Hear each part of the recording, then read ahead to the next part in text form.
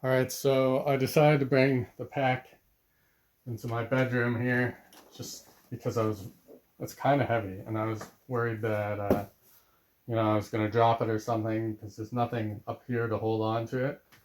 Because you want to be able to kind of almost hold on from the top here, but this bumper is fairly sturdy, so you can carry it, lift it from there. Oh, that's just some film or something on there, is it? Yeah, I'll take that off. There we go. And then also, like everything, when I was in the kitchen, it was getting way too congested with boxes and excess packaging.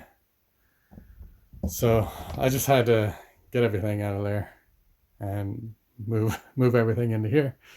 So in the bottom of the box was this box, and we're gonna find out right now what's in here. Oh yeah, the stand. So there's the stand there. So that's the display stand that comes with it. I got the batteries open, so I'll get these out of the way. I'm thinking the ion arm is going to be in here somewhere too. I'm hoping anyways. It's probably in this box. Okay, so I'm going to open this box at the side. Do I have a knife in here? Yes, I do. Okay. A couple of them. All right, so I'll open this up.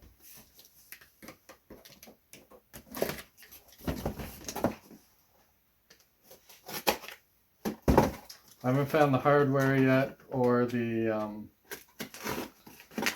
ion arm. So, oh, this is the hose. There's the arm.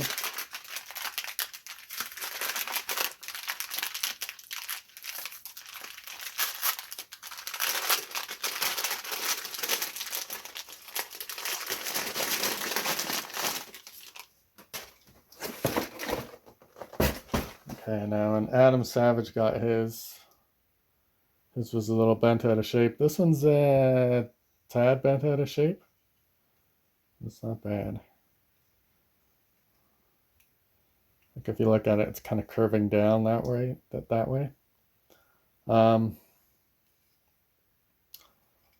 don't know. I think I'm going to leave it like that. It looks pretty good. And I'll show you how to attach that. And then here it is. Here's the hardware. So when you get your Alice frame, which you're going to have to order separately, then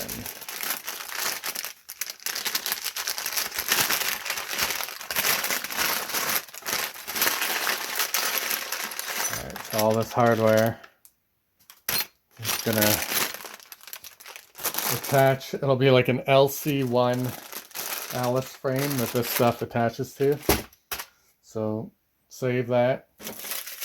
I don't have one right now. Oh yeah, and then this is for the wand, the Spengler wand, like the Ghostbuster gun. So this is an orange tip that goes over top of the nozzle. It tells everybody that it's not a real gun. Mine actually came with an orange tip already on there, but I painted over it because I don't want the orange tip on there. So that's why they give you a removable one, because originally they were selling some that didn't have the orange tip. All right, and then this is the hose. Which attaches to your wand. So this is very stiff. I kind of wanted it to be more flexible, like the loom here. But I'm sure if you kind of heat that up with a hairdryer, then you'll get all those kinks out of it. So I'm just going to set that off to the side. I'll show you how to attach the ion arm. Okay. So I'm going to bring this over here. All right, so this guy goes over there. Jeez, give me some elbow room. All right, so this here, it's got these connectors at the back there, and that just snaps in, I believe, like that. Is that? I didn't hear a snap. It's on there pretty good though. This is silent. It must be like. Okay.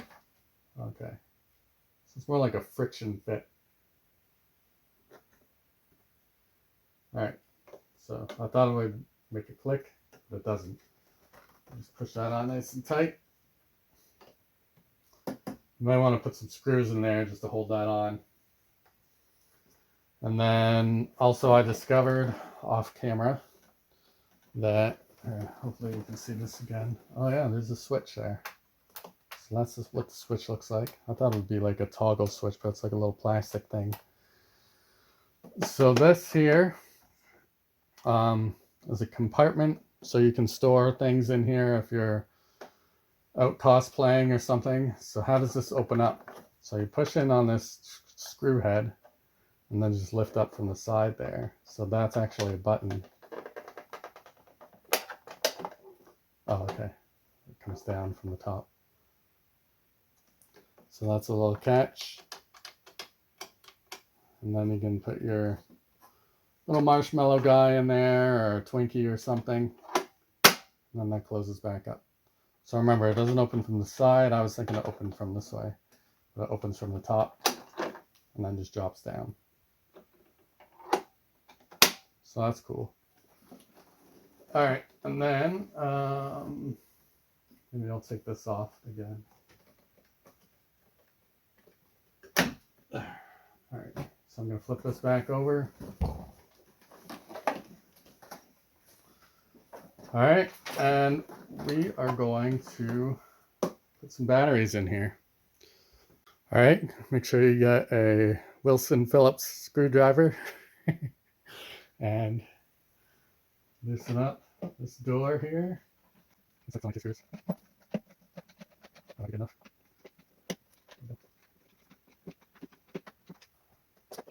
Let's loosen up a little bit more. Come on. There we go. All right. So now you get your batteries. Pop them in accordingly. So with the spring on the bottom.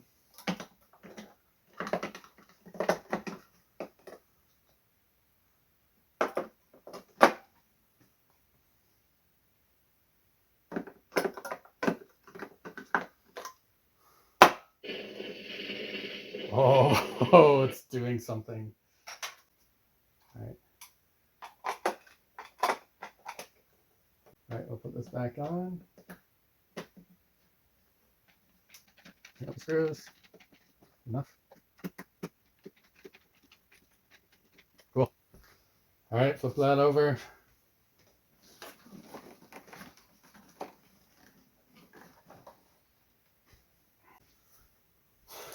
This arm back on for visual aesthetics. I'm going to tip this up and switch it on.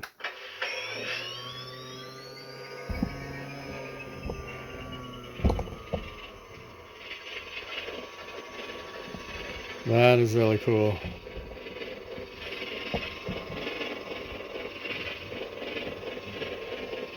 So the cyclotron, this part down here, is in Ghostbusters Afterlife mode currently, but you can also switch it to... that sounds so neat. You can also switch it to the 1980s Ghostbusters mode, where it just flashes a little slower and a clockwise pattern. So this part comes undone. Pull that off. Something wanting to holding it in place, is there? Can you pull that right out? Oh, there we go. scary. Is that? No, it's not metal. That's another plastic piece on there. It looks like metal. Plastic. All right, this is metal though. And then the bumper just slides right out. That's pretty easy actually. I'm going to need to weather that a little bit better. And then I think you undo the ribbon cable.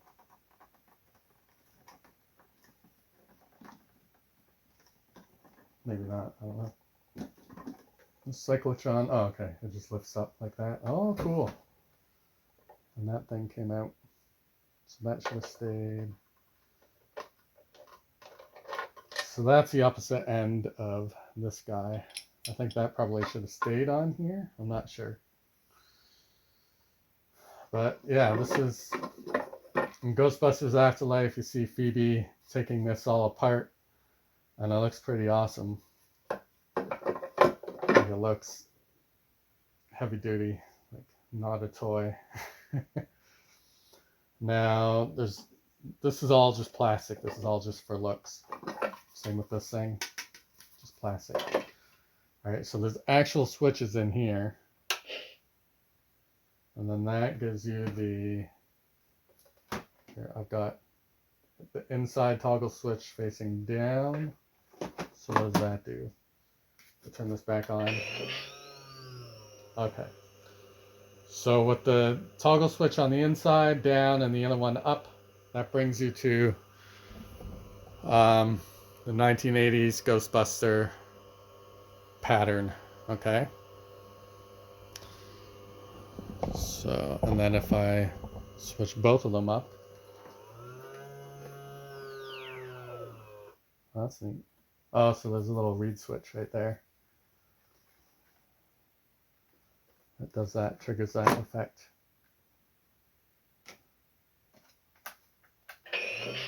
So as soon as that I break contact from that magnet in the top portion up there, then that tells us to shut off. That's cool. What else is on the inside here? Oh yeah, these little tubes come out. That was something that you could see happening in the movie, so they just did that as an added detail, but that's really neat. It's supposed to look like little vacuum tubes or something. Cool. So yeah, those are just, they don't do anything. They're just little pieces of plastic that you can change. You got little grooves that they fit into. A little key slot and you twist. Neat. Okay, so that toggle switch is down. And then if I turn that back up, put that back in place, then switch this off and then back on again. Alright, so that goes, yeah, clockwise in a clockwise direction. So that's like the afterlife mode. And I imagine, what is that? That's just some tubing. Imagine if you switch this down, maybe it goes counterclockwise. We'll find out.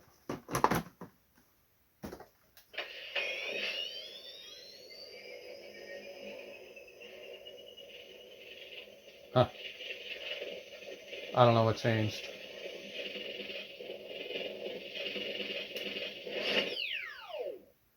I don't know what that switch actually did. So this was up and I pushed it down. All right, so let's see what happens if they're both down.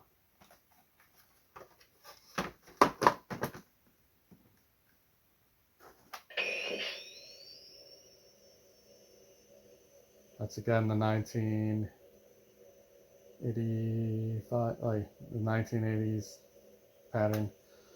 So one of these toggle switches must just be a dummy switch. So although it's making sounds, I don't know. We'll have to figure out the combination of what does what. I thought it would. All right, sorry about that. My camera was running out of storage, so I had to clear some stuff. But yeah, I think we were talking about the switches on the inside of the cyclotron, and from what I can tell, both switches serve the same function. So as long as one of them's a little bit opposite from the other, then it's gonna either give you the afterlife mode or the original Ghostbusters mode. So I'm gonna switch this back on. Now, some people are complaining about the lights in the cyclotron. Um, so I found some of this lenticular stuff. Let's switch that off so you can hear me. Found some of this lenticular stuff that's got this grid on there. So what this thing does is it causes light to spread out to the sides or up and down like that. So something you could do if you want to mod this at all is you could get some of this and put that over top of these. So rather than individual dots, you can see how that's spreading it out a bit. So if you were to cut some circles, put them on the inside of here, and that would cause that to spread out. Or if you do it this way, it'll spread out in that direction. So it just causes the light to spread a little bit better than having these individual lights. Okay. Are there knobs and things that I think this turns up? That's like a volume switch apparently. Oh, okay, there we go. It's quieter. There's a switch under here. What does that do?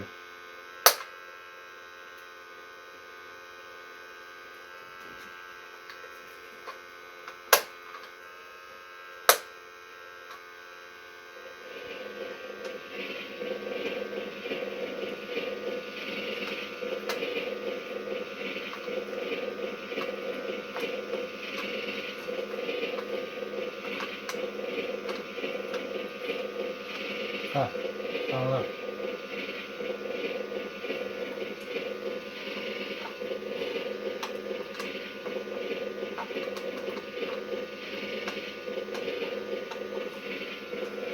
Shut that off. I think that's just supposed to look like a switch. That's just for aesthetics or something. If somebody can tell me if that actually does anything, then please let me know. What else was I going to talk about? Okay, so for this hose, I used the hair dryer, get rid of some of those kinks. So it's still got a little bit of a bend to it, but it's not bad. So here's how to attach this. There's a connection thing right here. You can screw that on. Connector port right there. Cool. All right, so that's on pretty good. And then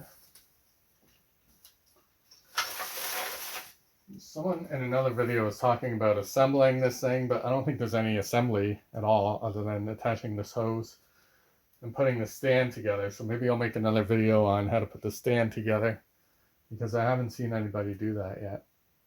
So I'm going to go get the gun, the Spengler wand, and show you how to attach that. All right, so I got the wand back and I've added some weathering to it. So if you can see on here, like that's kind of grimy looking. And I added some more, some spots that look a bit more metallic. I'll move that to a better area where there's more contrast. So like this heatsink board, I added just some paint and stuff on there. These little screws to look like brass. I don't know if that's how it looks in the movie, but it looks a little bit better, I think, for me anyway. So I made this wood piece, the shotgun piece, a little bit darker. I painted the tip here. What else did I do for this part here? I aged that like pretty significantly. I don't know if it needs to be quite that aged, but it looks a little bit more like it did in the movie. And then this, it looks like chrome tape or metallic tape, but it's not actually. It's window film, like chrome window film, so that when I turn the lights on, it'll still shine through there. So if I turn all this on,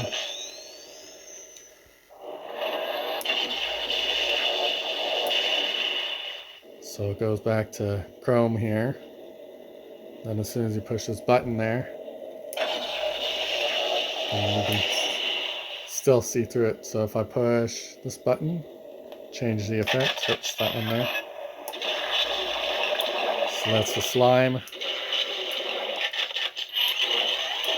Anyways, I'll go through all that with the proton pack. Pop that back down.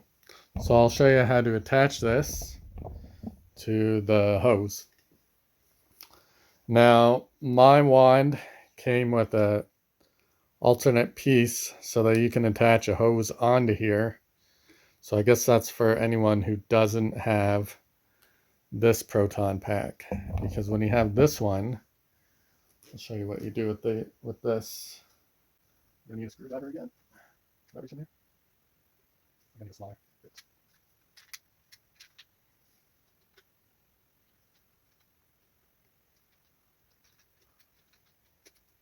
So now this piece comes right off that on thread. And as long as you don't want to be just carrying the gun alone, so if you want it with the proton pack, then this will plug right into here. I could be wrong. That's where all the batteries are. There we go. Get the batteries out. Because you don't need batteries in here. That's got to go in a certain way. Now the D-cell batteries and the proton pack itself should power the gun as well. Alright, so now I'm going to strap everything on. Oh wait. I'm going to see if this V-hook here fits onto the proton pack. See how well that fits.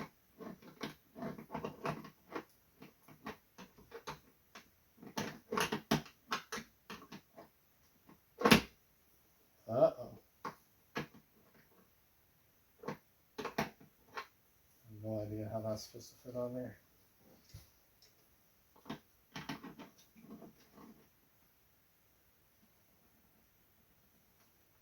There we go. Alright. Took a bit of practice getting it on there. But let's strap this on my back.